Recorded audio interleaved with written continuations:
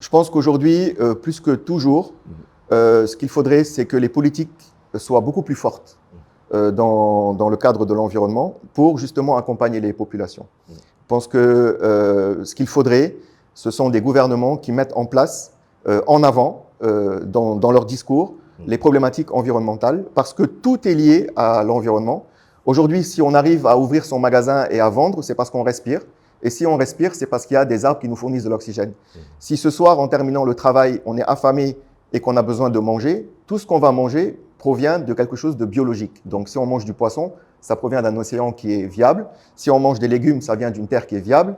Si on mange de la viande de bœuf ou de mouton, ça vient aussi de pâturage et qui existe. Et donc, ce qu'il faudrait aujourd'hui, pour qu'on puisse continuer à se soigner, à travailler, à étudier et à vivre nos vies, ce serait donc qu'on ait des environnements viables. Et ça, ce sont les politiques qui peuvent mettre en place ce genre de choses, de programmes, de manière inclusive, et puis surtout impliquer les populations. Donc donner aussi une force de décision et une force de participation aux populations, parce que dans ces zones-là, ce sont des zones assez reculées, où nous avons, heureusement, des populations qui sont autochtones, donc qui ont vécu pendant des années dans ces zones-là, et qui peuvent aujourd'hui, par mémoire visuelle, se rendre compte d'une dégradation et pouvoir apporter eux-mêmes des solutions qui pourraient être prises en compte par des écologistes, par des organismes de l'État, par les ministères de l'Environnement et des Développements durables, par exemple.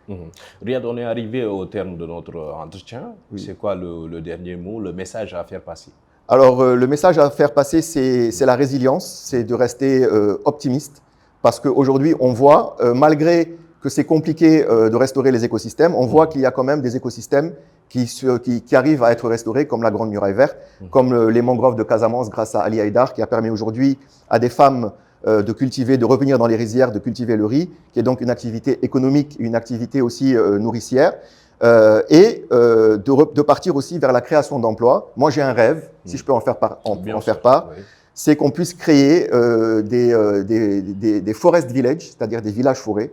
Par exemple, de partir dans des zones désertiques, comme peut-être la région de Louga ou la région du Ferlo, près de Matam par exemple, et puis de créer à partir de rien des villages dans lesquels on va créer des emplois, donc prendre des chômeurs, des gens qui ont envie de travailler, de leur payer même ne serait-ce que le SMIC, mais à partir de quoi? À partir de leviers économiques internationaux qui proviendraient de travaux de pollueurs-payeurs. Je parle par exemple du carbone positif, du bilan carbone. Aujourd'hui, beaucoup de sociétés dans le monde veulent se laver de ce carbone négatif, de leur émission de carbone, et voudraient participer à la reforestation de la planète.